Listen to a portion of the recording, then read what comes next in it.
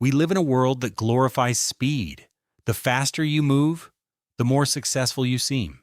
Every second is tracked, optimized, and measured. Yet somehow we still feel behind. You open a tab, check a message, start a task, and forget what you were doing in the first place.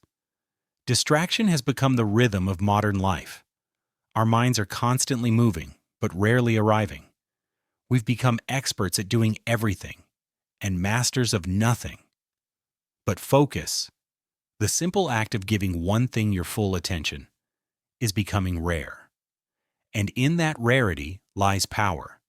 Because when you stop trying to do it all and start doing one thing well, you rediscover something the modern world forgot: the peace that comes from depth. Section 1. The Psychology of Focus. Modern psychology tells us the mind cannot truly multitask.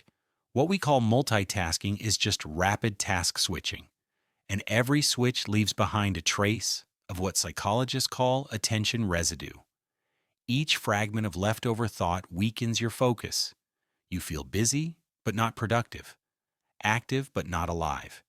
Your mind never fully lands. But when you do one thing with complete attention, something changes. You enter a state called flow. Time fades. The inner critic goes quiet. You move effortlessly between thought and action. It's not just performance, it's peace. Your brain rewards depth with clarity and clarity with calm. Focus, then, isn't just a tool for achievement. It's a doorway to presence. Section 2. The Stoic and Zen View of Depth. Long before neuroscience, the Stoics understood this truth. Marcus Aurelius wrote, "Concentrate every minute on doing what's in front of you." Because to scatter yourself across too many things is to lose yourself entirely. The Stoics weren't against ambition. They were against distraction.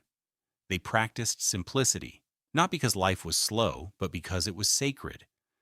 The Zen masters taught the same lesson in fewer words. When you walk, just walk. When you eat, just eat. Focus is devotion, the art of giving your full self to one thing at a time, to live deeply in this moment, as if it were your only one, because it is. Section 3. The Freedom of Simplicity. We often think focus limits us. That saying no to distractions means missing out. But the opposite is true. Every yes to one thing is 1,000 gentle no's to what doesn't matter. And that's not loss, that's direction. Because when everything is important, nothing truly is. Simplicity doesn't mean doing less.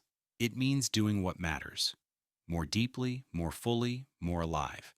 Busyness chains you to motion, focus sets you free. In a world obsessed with doing everything, mastery begins with doing one thing well.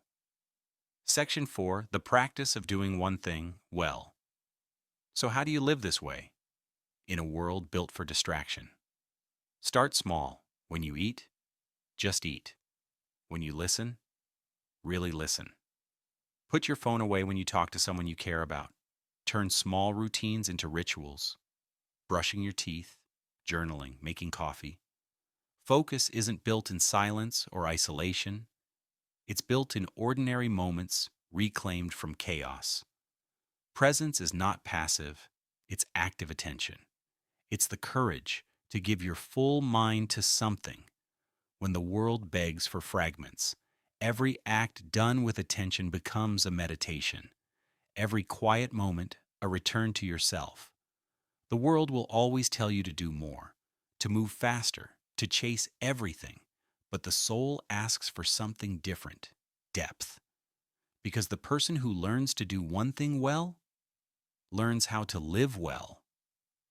When you slow down and give your full self to what's in front of you, you stop racing through life and start living it. See clearly, live wisely, do one thing deeply.